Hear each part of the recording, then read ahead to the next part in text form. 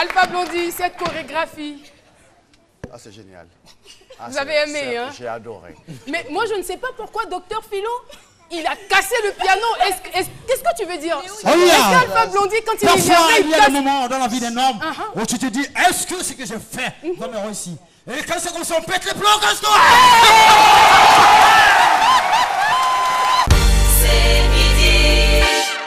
Mais je veux savoir, puisque c'était en 2000, ça s'est passé en 2000 et vous y êtes resté 3 ans. Pourtant, c'était prévu que vous fassiez 20 ans d'emprisonnement ferme. Oui. Alors là, qu'est-ce qui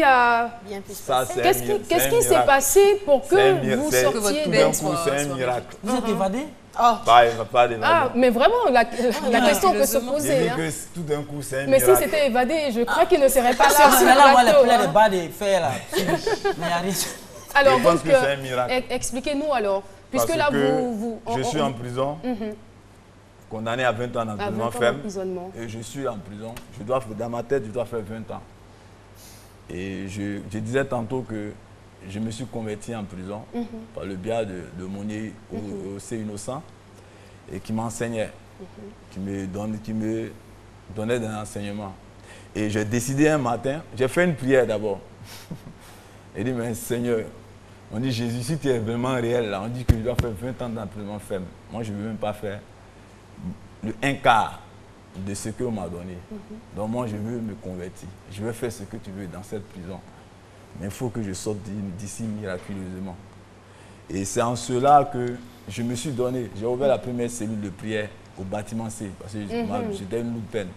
Le bâtiment C, c'est un bâtiment qui est réservé aux criminels. Mais est-ce que les gens vous faisaient confiance? La confiance n'existe pas en prison. Justement. Parce que d'abord... Parce qu'on se connaît, voilà. C'est midi.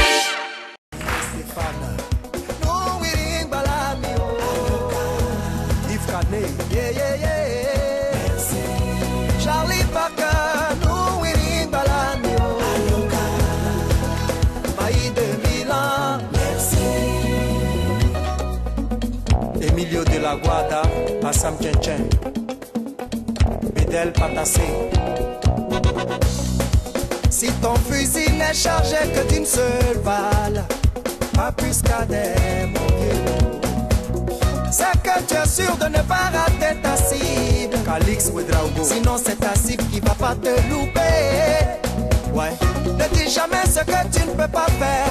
Et là, ne commence jamais ce que tu ne pourras terminer. Jean-Luc Akrébou. Oh, oh, allez.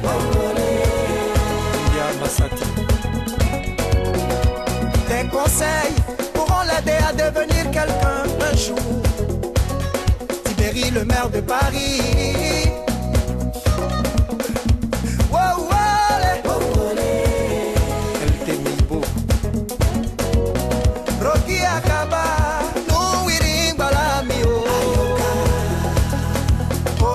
Georges, merci. Nous, Wirin Balamio. Connais quoi, Mantien, merci. Christelle Kokodoko, Maman Kiki. La gomme en plein Jolou. En toi, j'ai placé ma foi. Yoni mre on m'a mis des noms ni nous ça. Balunyo, Leonardo Tiorio. Ayagumpa wisa. Ahmed Ouattara. Jedou. Nous, Wirin Balamio. C'est midi. Moi, je trouve que le cheveu, c'est un accessoire. Qu'il soit défrisé ou pas. C'est juste un accessoire de beauté. On en fait ce qu'on veut. Voilà. Et ça ne fait pourquoi je fais ce que je veux sert pour à sublimer la personne. C'est tout. Voilà. Et la différence entre avant, c'est-à-dire lorsque vous défrisiez, et maintenant? Ah, j'ai plus de cheveux qui se cassent, ça c'est sûr. Plus de cheveux qui se cassent, mais comment est-ce que vous vous sentez? Vous vous sentez plus belle ou moins belle qu'avant? Est-ce que forcément il y a une différence? Personnellement, non. J'ai pas de, ça ne rajoute rien, ça ne m'enlève rien. Je peux couper mes cheveux aujourd'hui, ça ne changera rien de spécifique. Mais par contre, j'apprécie le fait de pouvoir jouer avec mes cheveux, de leur donner tout toutes les formes possibles, de les lisser, de les tresser, de les twister, de les natter, de les laisser en afro, en grosses boules comme ça. C'est la partie la plus intéressante dans le côté nappé. Mais est-ce que derrière cela, vous ne revendiquez pas quelque chose? On va dire qu'il y a toujours une sorte de revendication derrière. On ne revendique peut-être pas comme les États-Unis, hein. On n'est pas des Black Panthers, on n'a pas eu une sorte de ségrégation, on n'a pas eu de problème de race, enfin, on n'a pas eu ces problèmes-là. Mais par contre, en Côte d'Ivoire, moi, je pose, c'est la question seule que je pose. Tu vois, tu as dit maman. Pardon? Ta maman. Maman, oui. Ta tante. Les mamans. Voilà, les mamans, les tantes. Est-ce qu'on se rend compte à quel moment nos mamans ont toutes une photo où elles avaient un afro boule? Toutes nos mamans, nos tantes. Oui, on a vu ces photos, n'est-ce pas? Elles ont toutes une photo comme ça.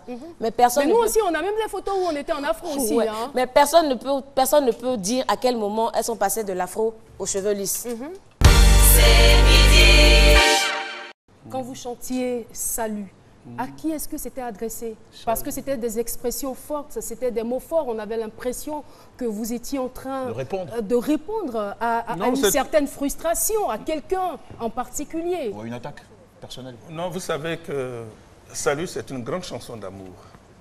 Salut. Oui, Salut. Avec les complexés, les bêtes et tout ça. C'est une grande chanson d'amour. Salut les chiens. C'est l'amour. Non, c'est l'amour. Mais qui aime bien châtie bien. C'est une grande chanson d'amour parce qu'il faut écouter la chute de la chanson. D'accord. Je dis par exemple à la fin que j'ai vu le soleil et la pluie rire et pleurer en même temps. Tout à fait.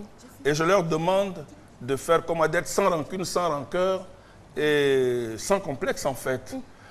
Parce qu'on a l'impression qu'on est nul soi-même et que tout ce qui nous arrive, bon comme mauvais, est le fait des autres. C'est-à-dire celui qui avance, qui a un bon cursus, on dira, bon, on ne pensera même pas à son destin, on ne pensera même pas à la chance. On dira que c'est parce qu'il est pédé, on dira que c'est parce qu'elle est lesbienne, on dira que c'est parce qu'il a un oncle qui est haut placé, ou bien il fréquente les marabouts, ou bien c'est un lèche-cul, c'est un lèche-botte et tout ça. Vous voyez un médecin, je vois un médecin, psychologue ensuite. Parce que dès que je fais le régime avec le diététicien qui est la soupe aux choux et que j'arrive à perdre 15 kilos, j'ai dit je peux y arriver. Et là, je vais voir donc le psy avec qui je parle et qui m'envoie vers un médecin qui me dit mais jusqu'à combien de kilos vous voulez aller? Qu'est-ce que vous voulez exactement? Et là, on fait maintenant un plan et comme ça, ensuite, je vais voir un médecin, chirurgien, pour la réduction de l'estomac. Le juge arbitre, il est là pour la sécurité des boxeurs. D'accord. Il est là aussi pour faire respecter les règlements liés à la pratique de la boxe. Entre autres, ces règlements, vous pouvez en citer certains? Bon, on ne doit pas mordre son adversaire. Philo, lui, mort. Parce que Philo, il mord. On ne mord pas son adversaire. On ne donne pas des coups matos comme ça. Les coups vont en pronation. Comme ça? Comme ça. Attends, toi, tu es un boxeur. Comme ça. Voilà, comme ça. On ne donne pas les coups en matos. On ne donne pas coup de tête. On ne donne pas coup de tête. On ne fait pas de crocs en jambes. On ne soulève pas son adversaire. Et puis, on ne tape pas là en bas. Dans la famille de Philo. Ici, c'est la boxe anglaise. Oui, c'est la boxe anglaise que nous pratiquons en Côte d'Ivoire. Parce que je crois que la boxe française, les pieds interviennent aussi. D'accord. Alors là, vous n'avez pas peur, vous vous retrouvez en face des hommes, on va dire, bien baraquelés, bien costauds. Vous n'avez pas peur? Ça ne vous fait pas peur? Peur? Non, je n'ai pas peur. Je n'ai pas peur parce que j'ai pratiqué un peu, étant étudiante, même si je suis partie en compétition, mais dans les clubs, on nous apprend comment circuler sur un ring. Donc je connais la distance de sécurité. Ils vous respectent? Aïe. J'aime bien ça. Aïe. Oh là là là là là là, mais qui vois-je? Qui vois-je? Quelle surprise! Bonjour!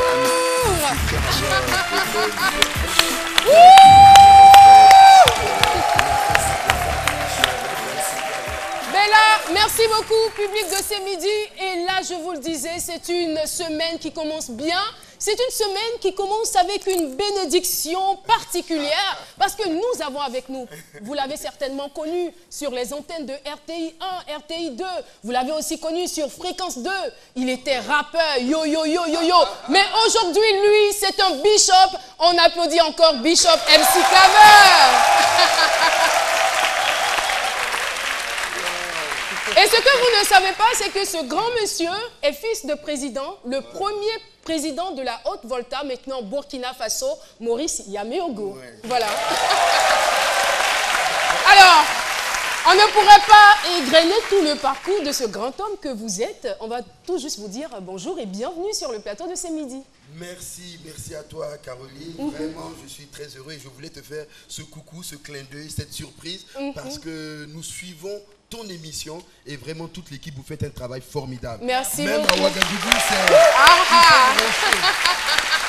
En tout cas, félicitations à toute l'équipe de ce midi. En tant que professionnel des médias, je peux dire que vous avez relevé le défi et vous avez oh là là, c'est touchant, c'est touchant, c'est touchant. C'est vraiment touchant. Mais là, alors, moi, j'ai quand même une petite inquiétude. Oui. Parce que vous êtes aujourd'hui pasteur, serviteur de Dieu. Et vous continuez dans les médias, je veux dire, toujours un peu hip-hop, quoi. Est-ce que c'est des combinaisons qui vont ensemble? Ben oui, parce que je veux dire, Dieu m'a vu là-bas, il m'a pris. Donc lui-même, il c'est tout. Sinon, il m'aurait laissé là-bas. Je pense qu'aussi, les rappeurs doivent connaître Dieu, non? Bien sûr. Bon, donc alors, laissez-moi faire mon boulot. Tout à fait. C'est midi. Garde à vous. Direction droite devant vous. Un château gamin, Navo. Il est jeune. Marche. Oi, deux. On t'en a. La